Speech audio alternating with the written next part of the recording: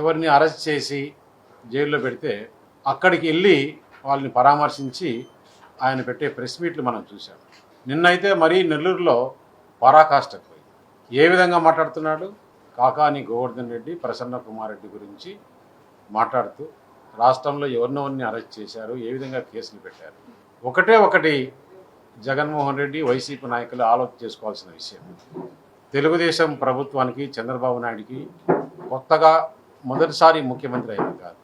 ఆయన 1996-97లో మొట్టమొదటిసారిగా ముఖ్యమంత్రి అయ్యాడు.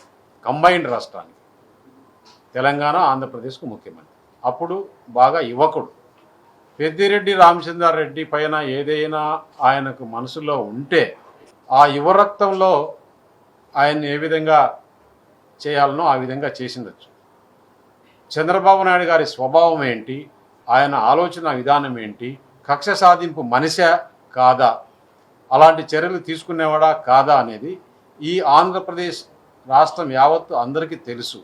ఆయన ఎప్పుడైతే అధికారంలోకి వస్తాడో, ప్రమాణ స్వీకారం చేస్తాడో, ఆ రోజు పాతవన్నీ కూడా మర్చిపోయి ఈ రాష్ట్రాన్ని ఏ విధంగా అభివృద్ధి చేయాలి, ఈ ప్రజలకు ఏ విధంగా మేలు చేయాలి, రాష్ట్రానికి ఏది చేస్తే మంచి జరుగుతుందో అదే ఆలోచన చేసేవాడు. ఎందుకంటే దాదాపు నాకు 20వ సంవత్సరం నుంచి ఇప్పటి వరకు చంద్రబాబు నాయుడు గారితో అత్యంత దగ్గరగా తిరిగిన వాడిని.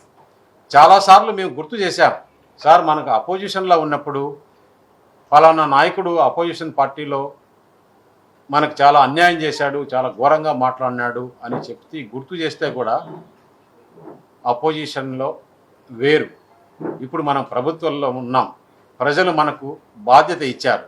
అవన్నీ కూడా ఎలక్షన్ల ముందు వరకే, ఎలక్షన్లు అయిన తర్వాత మనం ప్రమాణ స్వీకారం చేశాం. దానికి ప్రజలకు ఏ విధంగా మెలు చేయాలా, అనవసరంగా టైం వేస్ట్ చేసుకోవద్దు, మీ మైండ్ కూడా మార్చుకోండి మాకు చెప్పేవాడు. అలాంటి వ్యక్తి దాదాపు 40 సంవత్సరాల కిందట జరిగిందని నువ్వు చెప్తున్నావు, జరగలేదని ఈ రాష్ట్రంలో అందరికీ తెలుసు.